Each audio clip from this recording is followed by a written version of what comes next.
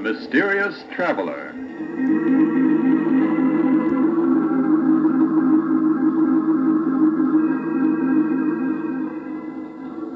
This is the Mysterious Traveler, inviting you to join me on another journey into the realm of the strange and the terrifying. I hope you will enjoy the trip, that it will thrill you a little and chill you a little. So settle back and get a good grip on your nerves, if you can.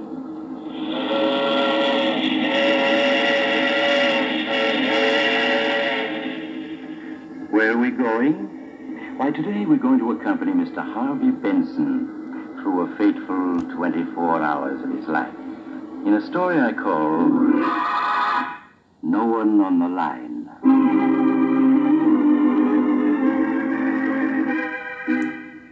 Oh, wow, children, that's exciting. Isn't that exciting? That was the Mysterious Traveler. Anyway, greetings, boys and girls. Welcome to Cranky's Corner. I am the cranky old man, and today I'm excited because today I've got my first requested video. That's right. Me, I've got a Okay, all right. Full disclosure, it actually wasn't a request. It was from my wife, so it was more of a command. But yeah, I've only got 4 subscribers, and I think she's one of them, so I better get this done. But anyway, this one goes out to Angela.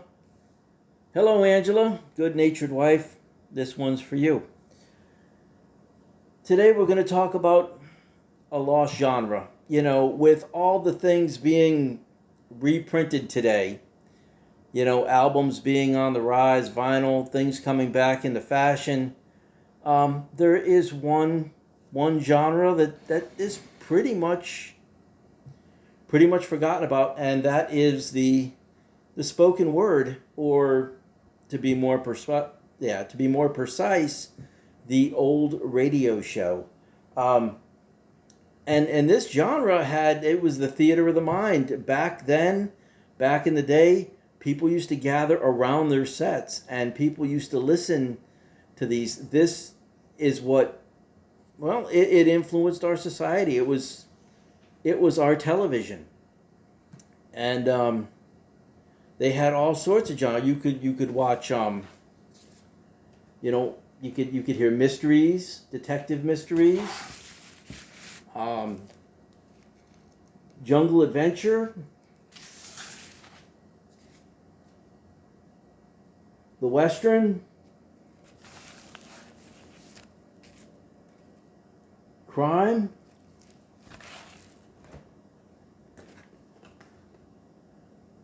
superheroes. Yeah, they had them back then. They had them all. And some of them even made it to TV. Gunsmoke, I'm sure you remember that. Dragnet, that's another one that made it to TV. And they actually used the same actors. Same actors that were on the Dragnet radio show actually transitioned to TV. That's not true for a lot of them because, well, I'm sure you heard the expression, you've got a face for radio. And, they had a great voice, but they just didn't have the look. So they had to find other actors. And some of them just didn't last. They had comedies. Blondie was another one. They made movies, and the same actors that did the movies also did the radio show, and there was a short-lived television show. And they did it there, too. So it was a great bit of casting that they actually found people that resembled. Abbott and Costello was another one. See, they had actual actors of the day doing this. I mean, it wasn't just some schluck with a great voice. They had actual actors too that were doing these things. Crime, gangbusters. Well, you couldn't go wrong with this. This show was great. That show used to get people to every week to call in. They would have some like crazy description about some guy with like one eye and warts and terrorizing the neighborhood, and you'd be on the lookout for him. I don't really think he existed, but you'd look out for him anyway. It was just an incredible genre. And I think it doesn't get any respect. You can't find them anymore. I'm not going to say you can't find them anymore. There is a company, that you can get them from, and you can order them online, and you can even find them for free. Some of these are still public domain, even though some of the artists have licenses. Like I think the Shadow has a license, and Green Hornet has a license with King Features or whatever. But you can still find them. So I would encourage you to seek them out. The only way you're going to find these records, obviously, is if you go to a record shop that sells records. Yeah, they sell records. Anyway, I don't know where I was going with that one, but I wanted to talk about this one, War of the Worlds, Orson Welles. This is probably the most important piece of history, radio history, you will ever see. Basically, what had happened was on Halloween night, Mercury Theater in the Air, which was kind of struggling at the time, decided to put out a play. It was a first-person drama, and the play was basically the Martians landing in a town in New Jersey and marching to take over the world. This, because of the way it was produced and the things people heard, scared the hell out of everybody. There's such things like woman tries suicide in Pittsburgh. A man returned home in the midst of a broadcast and found his wife with a bottle of poison in her hand, screaming, "I'd rather die this way than that." Man wants to fight Mars. San Francisco. An offer to volunteer in stopping an invasion from Mars came among hundreds of telephone inquiries to police newspapers during the radio dramatization of H.G. Wells' story. One excited man called Oakland police and shouted, "My God, where can I volunteer my services? We've got to stop this awful thing." Indianapolis, Indiana. Church lets out. A woman ran into the church screaming, "New York destroyed. It's the end of the world. You might as well go home to die. I just heard it on the radio. Services were dismissed immediately." College boys faint. This is right up in Brevard, North Carolina, just a few hours from where I live. 5 Brevard college students fainted in panic, gripped the campus for half an hour, with many students fighting for the telephone to inform their parents to come and get them. Providence, Rhode Island. It's a massacre. Weeping and hysterical women swamped the switchboard of at the Providence Journal for details of the massacre. The electric company received scores of calls urging it to turn off all the lights so that the city would be safe from the emergency. Kansas City, where is it safe? One telephone informant said he was going somewhere where it is safe.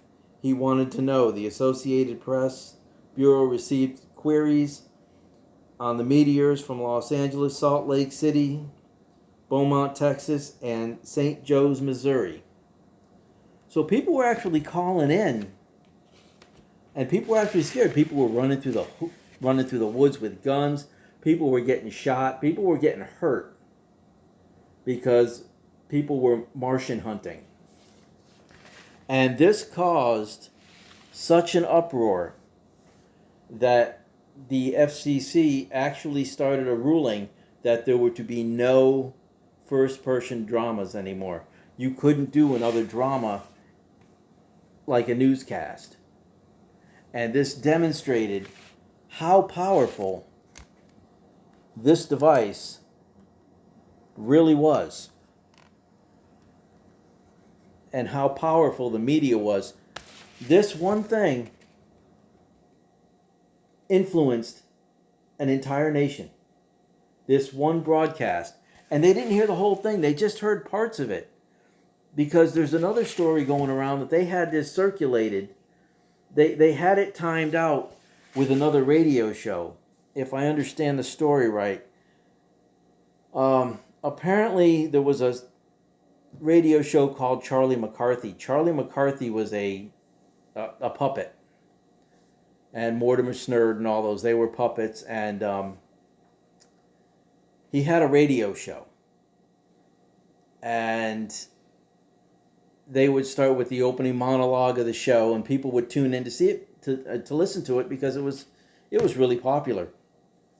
But when they switched to the musical number, they found a lot of people would channel surf, much like you do on your TV with a commercial. Well, they had it timed out. When the musical number started, their introduction would be over. And so all you would hear, it would be just about the time when you would be hearing the newscaster talk about the first meteor hitting the ground. So they thought it was real. They thought it was really happening, and they would just, now they're stuck. They want to find out about this meteor. And then they found out that the meteor opens up and something comes out, and all of a sudden the destruction hits. And nobody can stop it, and the military's getting destroyed, and everybody, and I mean everybody, is freaking out. This is just a prime example of how the media can influence you. Kind of like what's done today, isn't it? But that's a different subject for a different time. Yeah, I think there's a real place in, for this stuff to be re-released. I know some of it's dated. I'm going to hear somebody in the comments, oh, but Cranky, some of it's dated and stereotypical, and some of the accents that they used, oh, well, okay, here's an example of why they had to use the accents. Okay, I Love a Mystery, Temple of Vampires, all right? Jack, Doc, and Reggie I guess for lack of a better word, investigating an ancient Incan temple of the vampires. Now, Manuel, he's the vampire high priest, okay? On TV, you could probably get away with Manuel talking like me and you, just, a normal voice. But if they didn't use the heavy stereotypical accent, remember, it's radio. You can't see it. You have to imagine it. You really wouldn't know, would you? You would kind of get confused. So they had to really do those things to differentiate. They had to take an accent and beef it up and make it more than what it really was, so that you would keep all the characters straight, because sometimes there were quite a number of characters in these things. But anyway, that's really all I've got to say about these, except if you find them, and you can probably find them in antique stores and thrift stores. They're not easy to find. Maybe you can, if you're lucky enough, you can order them online. It is something for you to check into. They are very, very enjoyable, and I think you would get hours of pleasure from Theater of the Mind. Anyway, that's my 2 cents on it. Until next time, everybody, just stay cranky.